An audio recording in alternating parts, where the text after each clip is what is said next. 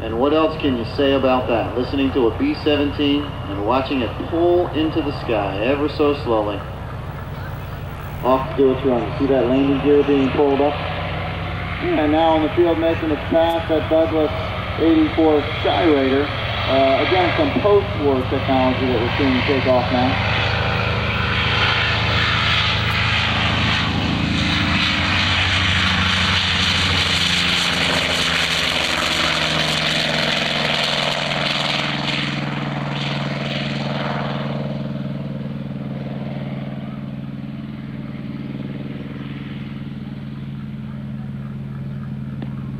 The distinct sound of the right engine in that Skyraider, the Sandys in Vietnam, if they were calling in the Sandys for a strike, that was a pretty comfortable thing. That's something that the troops on the ground in Vietnam would want to hear. Those aircraft, low, fast, tremendous ground attack aircraft during the Vietnam War.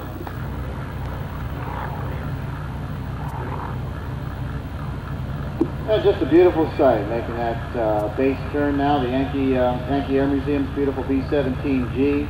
Number a crew of 10 in that, and of course in the skies of World War II, we're not just seeing one of these B-17s. In the early stages of the war, you'd see them take off in squadrons. There were 20, there were 26, there were maybe a couple hundred bombers that they would be able to put together for their bombing runs. Later, as production increased, as the push towards daylight bombing continued, these bombers would be produced in the thousands. By 1944 and 1945, they filled the skies over Europe. Make sure you treat your eyes over to the left. There's that Skyraider. He's again dipping that stick down, picking up a little speed, going to make a little bit of speed for the pass here for us. Listen to the distinct sound of that right engine in the AD-4 Skyraider.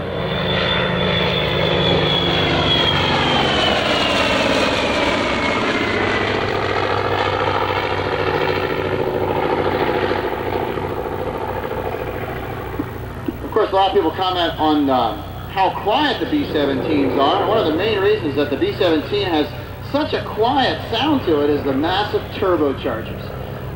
Most of these aircraft are able to achieve a high altitude because of either supercharging or turbocharging. And one of the reasons the B-17 had such tremendous performance at altitude is because of the superchargers and the large turbochargers on those engines. That's how you're able to get that piston engine, that air-breathing engine, remember, to operate at such a high altitude. That is not an easy thing to do. Remember, the higher you go, the thinner that air gets. It's harder for that engine to breathe and to make power at those high altitudes of 20, 25,000 feet. The superchargers were usually single and double stages.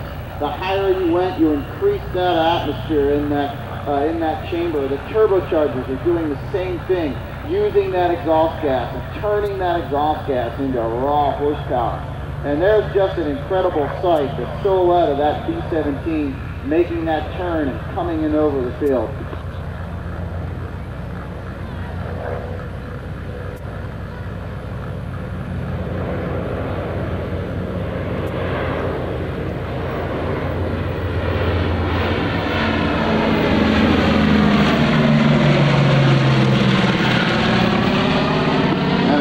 Another beautiful speed by the Skyraider, giving us a great example of how that technology was able to develop. Remember, that developed just over the course of a decade or so after the Second World War. This tremendous technological advances began to occur. That is because of the technology that happens in the Second World War. And those of us, of course, what a great sight. This is the reason why we all come. We can look up in the sky and see a B-17. We can look down on the ramp and see this tremendous line of fighters starting to fire up.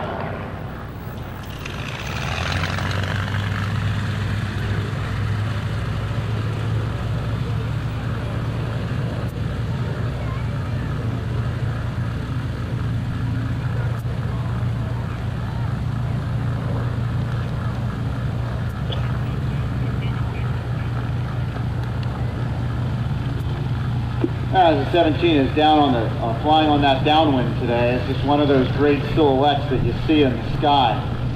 Certainly your favorite time of year here at the Reading Regional Airport has got to be June, when you can look up in the sky and see these kind of silhouettes.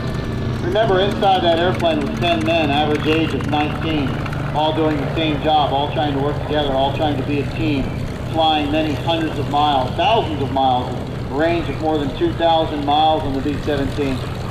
Cruising to be able to drop that bomb load at targets so far away. Remember, it wasn't like the movies. They didn't come back and make the bomb run and be back on the ground 25 minutes later. These men would be in the airplane for 8, 9, 12 hours at a time. The high altitude meant freezing temperatures.